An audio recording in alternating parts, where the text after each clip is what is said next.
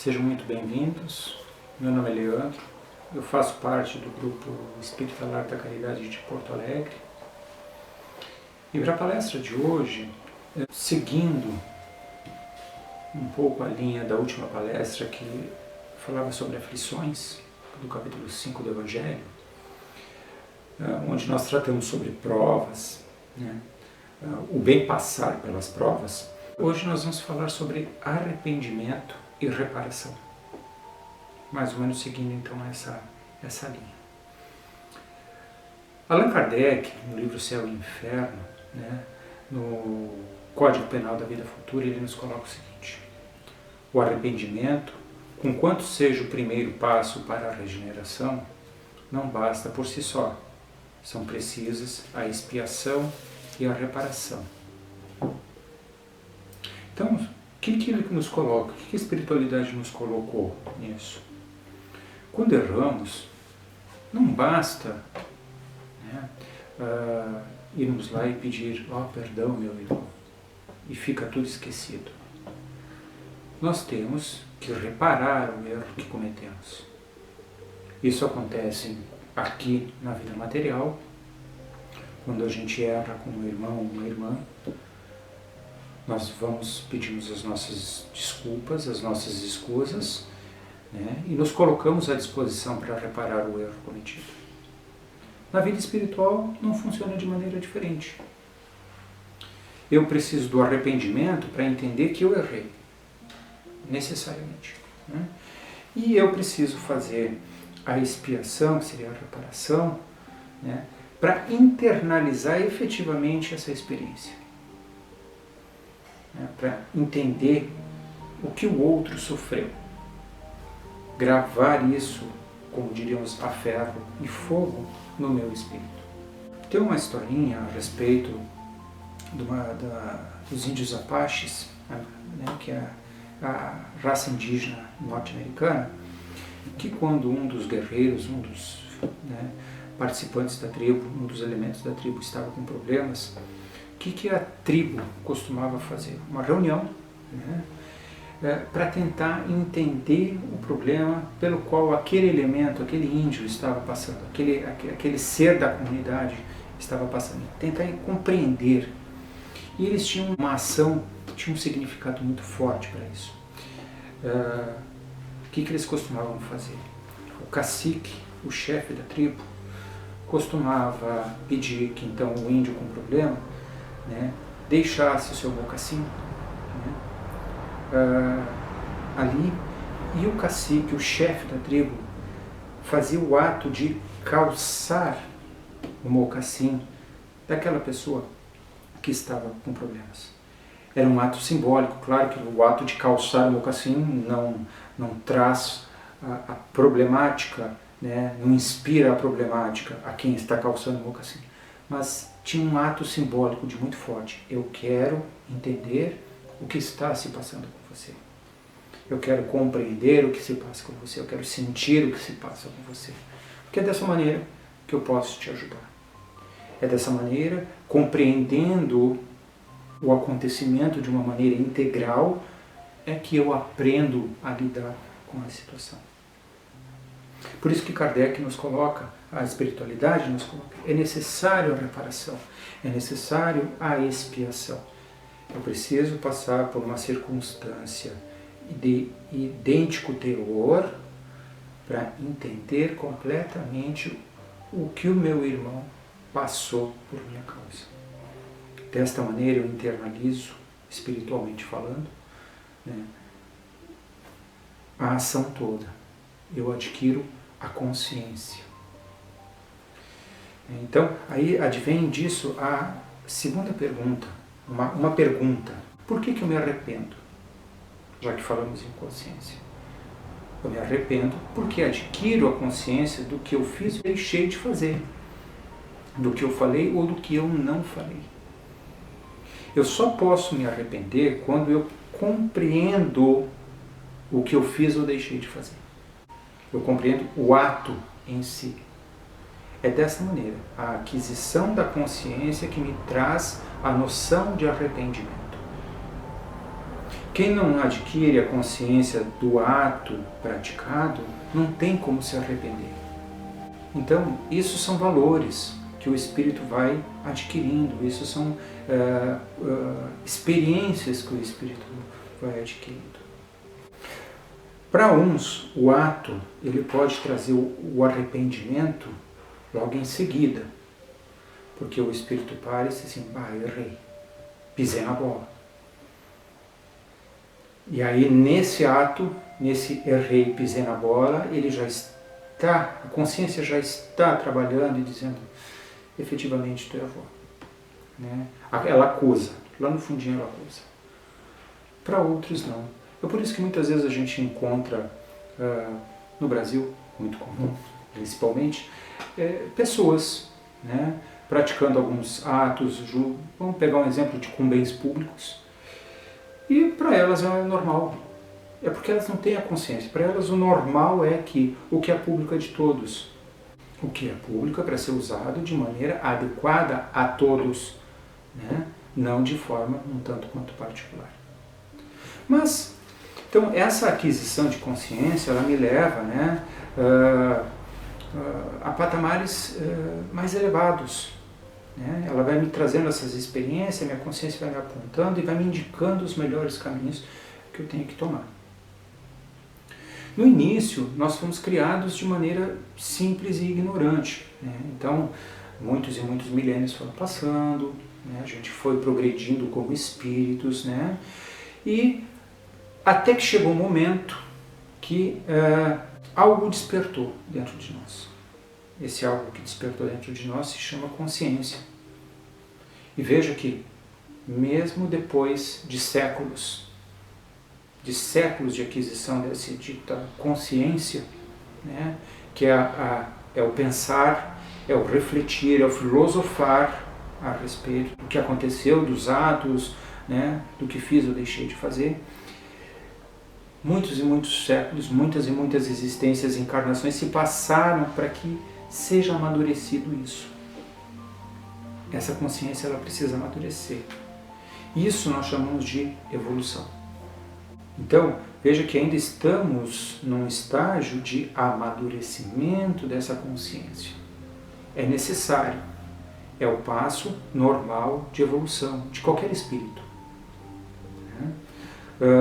Não há saltos, não há milagres. Por enquanto, simplesmente o Leandro, de um momento para o outro, amadureceu e se tornou um espírito evoluído. Não.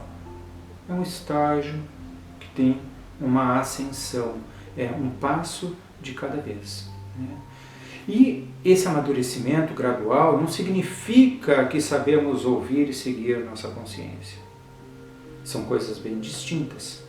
A aquisição da consciência é uma coisa, o amadurecimento é outra, ouvir e seguir é bem diferente. Quantas vezes a consciência nos acusa, olha, o que tu vai fazer, o que tu vai falar não é legal. Não fala, não faz. O que a gente acaba fazendo? Seguindo, fazendo.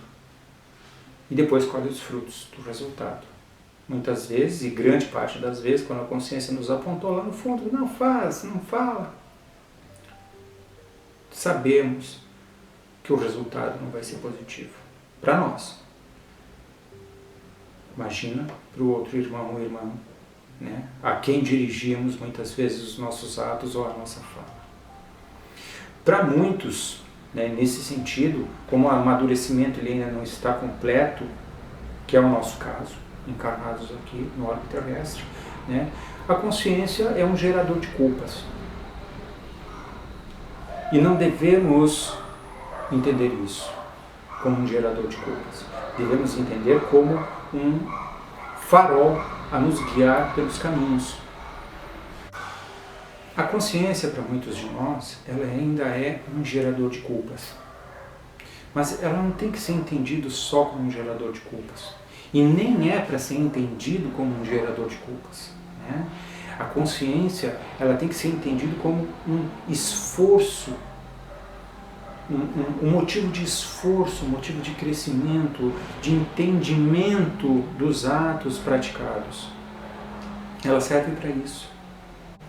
Quando estudamos a doutrina espírita, lemos diversos livros onde nos falam a respeito do umbral, né, os vales de sofrimento. Estamos cheios de irmãos que por um motivo ou por outro, né, deixam a consciência ser esse gerador de culpas. Então, percebendo que a consciência é um fator extraordinário para nos guiar como um farol, como já disse antes, no trilhar o nosso caminho, ao trilharmos esse caminho. Quando utilizamos a consciência como gerador de culpas e dor, nós entendemos, né, que foi criado, né, um prejuízo. Veja, pratiquei determinado ato, este ato prejudicou algum irmão ou irmã. Né? Entendi, né? Me conscientizei que pratiquei um ato que não deveria ter feito, alguma coisa que não deveria ter feito, que provocou um prejuízo ao outrem, e não só ao outrem, a mim principalmente. Nós sempre pensamos no outro, mas não. O primeiro a levar o prejuízo, a ser prejudicado, sou eu, inequivocamente. Porque a energia que eu gero, o primeiro a afetar sou eu mesmo. Mas, voltando. Então, a consciência, ela me mostra que houve um prejuízo, né? Material, moral, não importa, né? A mim mesmo ou a outrem, né? Nesse momento, se eu utilizo a consciência como um gerador de culpa, ela começa a me trazer um sofrimento. Até este ponto, trazer o sofrimento do erro cometido é salutar. Veja, vou explicar. Muito salutar. Por quê? Eu preciso sentir que eu cometi o erro.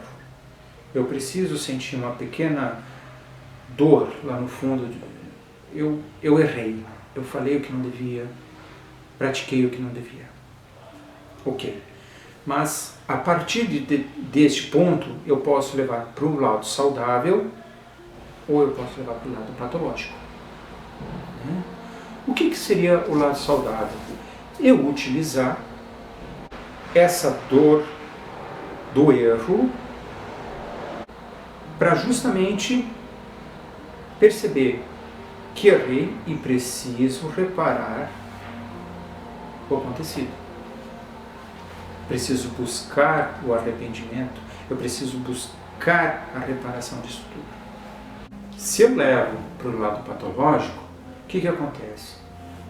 Esse arrependimento, ele começa a me tolher, ele causa dor, me paralisa e me agride.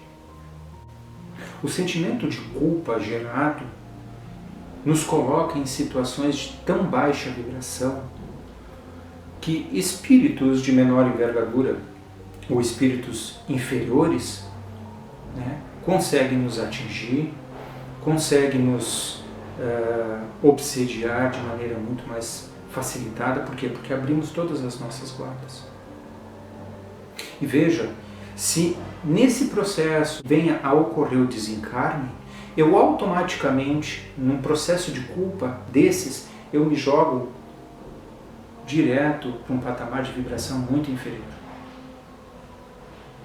O que acontece? Quando estudamos as obras, principalmente algumas obras de André Luiz, vamos pegar Missionários, né? Nosso Lar é um exemplo clássico. Olha, quando o André Luiz desencarnou, para onde ele foi, quanto tempo ele passou, 8 anos no umbral, em regiões do umbral, com irmãos de igual teor. Né? Depois, algumas obras do André Luiz colocando, né, a respeito de trabalho com irmãos, né? Mensageiros também fala sobre isso. Então veja que a culpa nos paralisando, nos tolhe, e dependendo do ato, se eu não buscar a reparação, quando ao desencarnarmos, a consciência nos traz isso à baila. Nós não precisamos de juiz ao desencarnarmos. Muitas vezes o pessoal fala, né? Será julgado. Não. nós não seremos julgados por ninguém, nós seremos julgados por nós mesmos, pela nossa própria consciência, porque adquirimos a visão dos erros cometidos, enxergamos claramente os equívocos cometidos. E dependendo da nossa evolução moral, da nossa evolução espiritual, começamos a nos culpar. Então veja que o sofrimento, até determinado ponto, ele é positivo, é o alerta dizendo, errei. É saudável sentir até determinado momento. A partir de uma linha bastante tênue, ele passa a ser patológico. Provoca depressões, obsessões imensas, dependendo dos atos praticados. Veja que a problemática em si ela é bastante extensa, se nós quando formos estudar. Geralmente, os processos obsessivos, eles começam a partir deste momento, né, do sentido patológico da dor. Muito bom fazer um estudo a respeito disso. Mas seguindo, né, quando então eu entro nesse sistema patológico, nós começamos a cair em algumas ideias como monoideísmo, autoflagelo, congelamento evolutivo, rupturas da sanidade mental, né, a chamada loucura mesmo. Então nos desestruturamos, inclusive mentalmente, paramos de ficar sadios mentalmente, né? Então, cuidado. O arrependimento, aquela pequena dor que dá, ela é saudável para nos alertar sempre. A culpa saudável, né, é aquela que o arrependimento sincero nos mostra o caminho a ser trilhado para nos refazermos. Errei, vou buscar pedir o meu perdão, as minhas escusas, as minhas desculpas a quem ofendi, a quem machuquei, né? E vou buscar reparar. Essa é a parte saudável da dor e do arrependimento, né? Então, nesse sentido, a consciência ela tem a função plena de nos mostrar os erros que cometemos. Nos apontar. Lembre-se sempre, a consciência é o nosso farol. Quando fomos criados espíritos simples e ignorantes, a centelha divina, que foi criada por Deus, ele nos colocou a consciência como farol para a nossa evolução. Então nós temos isso internalizado. O que é a consciência? Nada mais é do que as leis divinas gravadas em nosso espírito. Só que, quando evoluímos o suficiente para chegar ao momento da razão, começamos a avaliar se queremos ou não seguir essas leis divinas. Se queremos seguir, né, essas leis naturais. Isso damos o nome de livre-arbítrio. As escolhas que fazemos. Muitas vezes desistimos, né, de seguir essas leis de Deus, e acabamos colhendo, né, os resultados inequívocos dessas escolhas. É o que Jesus sempre nos colocou. A plantação é opcional, a colheita é obrigatória. Mais uma vez chegamos ao final desta palestra. Quero agradecer por vocês terem estado aqui conosco. E agora, neste momento, então, fechando nossos olhos, harmonizando a nossa mente e o nosso coração, levamos uma prece ao Pai em agradecimento. Agradecer pela vida que temos, pelas experiências pelas quais passamos. E agradecer, Pai, por termos dentro de nós este farol belíssimo, a que chamamos consciência, com as Tuas leis gravadas em nosso espírito, a nos orientar o caminho a seguir. Queremos agradecer ao Mestre Jesus, que há tanto tempo atrás veio nos trazer uma melhor visão destas leis, desses entendimentos, e principalmente aos nossos amigos do plano espiritual que nos seguem todo santo dia, nos ajudando, nos intuindo, nos orientando dos melhores caminhos a serem seguidos. Te peço, Pai, Que a todos os irmãos que estejam assistindo esse vídeo, que tuas bênçãos recaiam sobre eles, iluminando, amparando e protegendo os seus passos. Que assim seja.